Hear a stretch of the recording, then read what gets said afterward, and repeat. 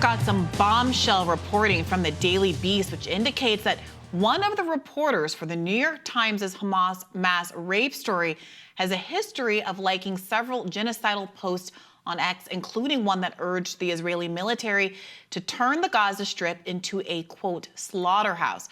The Times announced it was launching an investigation into that freelancer, Anat Schwartz, as a result of the liked social media post. It goes on, per the Daily Beast, Schwartz began reporting for the Times just in November when her stories focused on Israel's response to the October 7th attacks.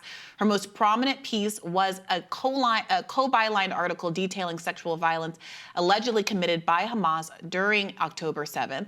The story had drawn internal criticism from the staffers and led the Times to pull an episode of the daily podcast on the original story, which we covered here on Rising.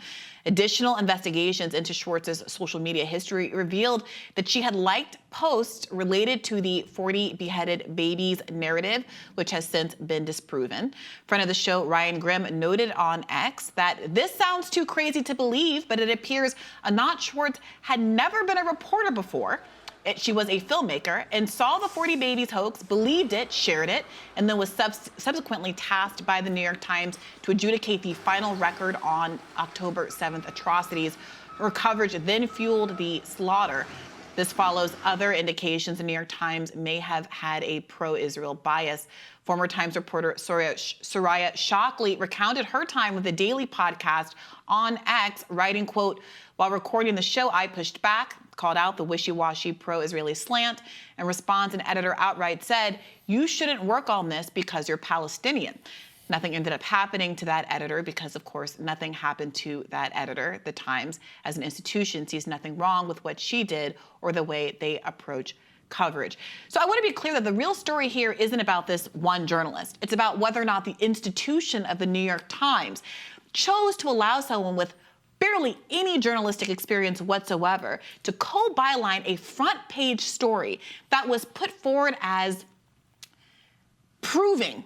I don't think that's too strong a word to say, proving. It was taken and run with in the same way that the article with 51 intelligence officers were supposed to have proven the invalidity of the Hunter laptop story. This New York Times story was supposed to be proof positive that there was, in fact, a mass planned campaign of rapes that happened on October 7th.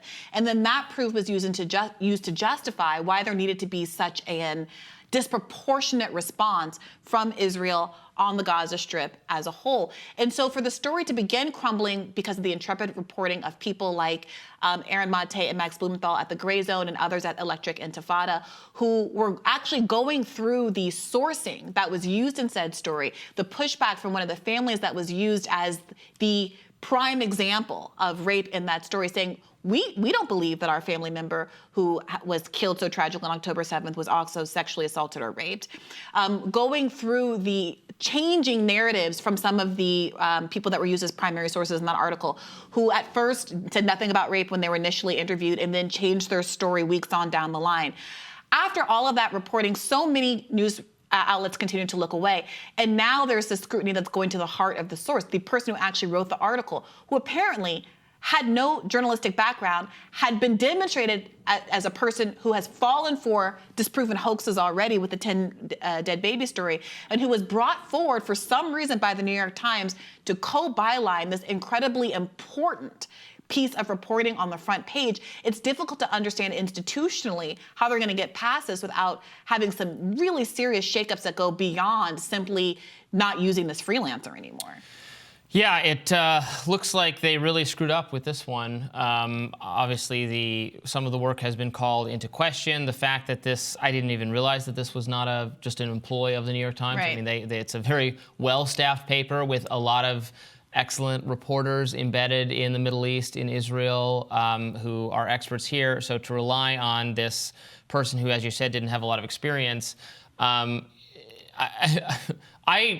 it's interesting. I mean, part of this is that she had liked some tweets that are bad. Of course, it's a weird policy, I think, to apply to if you're going to use freelancers, to say that well, they can't be liking tweets that take partisan position. I mean, the whole social media policy for reporters versus opinion people is a little. It would be different. Yeah, but even, I mean, this has been a problem for a lot of outlets that are magazines where everyone's writing is a mix of news and opinion. Sure. I know a lot of journalists, a lot of straight news reporters get annoyed by Twitter policies that don't apply to you or I as opinion havers. We're given more free reign, and I'm not specifically talking about our organization, but just in the media in general. So I wouldn't, if she was just being investigated for not having followed a Twitter policy that I don't know that should apply to a freelancer, but it goes well beyond that. And we've raised concerns, and we've had guests on who have raised concerns. And the New York Times clearly is validating some of these concerns, as that they not doing the podcast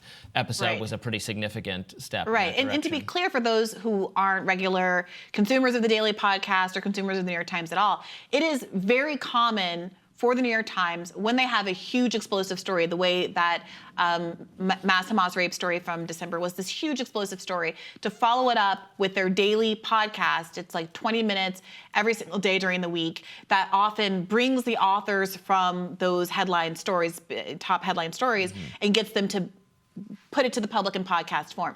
The idea that they had planned to do exactly that, but the podcast team raised sufficient questions about the sourcing of the story as they were just trying to put the podcast together, that it made it impossible for them to go forward, is an enormous red flag, which frankly should have gotten even more coverage in and of itself. Now, Anat Schwartz has shut down her account, made it private, and apparently tried to scrub it as people have been going through and finding the things that she's liked and weighed in on.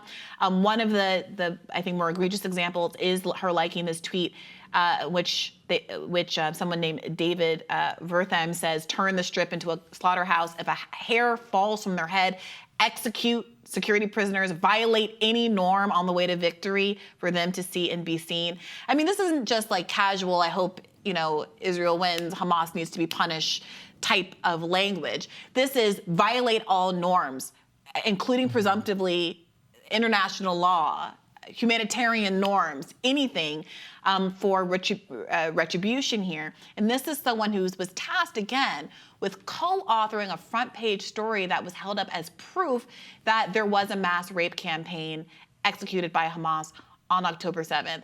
And already there have been lies that have been immediately called out by the family members cited in the story or used as examples in the story immediately after publication.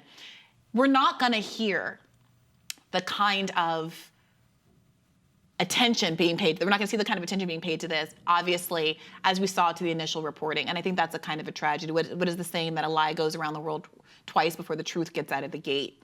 And so much of the damage has already been done. How many people have died in Gaza since these kinds of stories came out in December that seem to validate ending the ceasefire and continuing with the siege and continuing with pushing people from parts of northern Gaza increasingly to the south, where now half the population is quartered in Rafah, pending a ground invasion. Yeah, I know that's your view of it. I would say that it's not, what is happening in Gaza is not more or less justified depending on what the extent of the sexual I would think so was. too. So then what is then the justification for repeatedly having these stories that are proven to be fiction? Whether there's a mass Hamas headquarters underneath a hospital that amounted to being a handful of guns behind an MRI machine, whether it's there were 40 beheaded babies, which Joe Biden repeated from the podium as the President of the United States of America, even after his own team had told him, don't say that, that's not substantiated. He went ahead and ignored their advice and said it anyway, and there are many people who still believe that to be the case. We see pro-Israel advocates coming on our show and going elsewhere, still parroting Ellen Dershowitz, still parroting those kinds of claims that have been long debunked.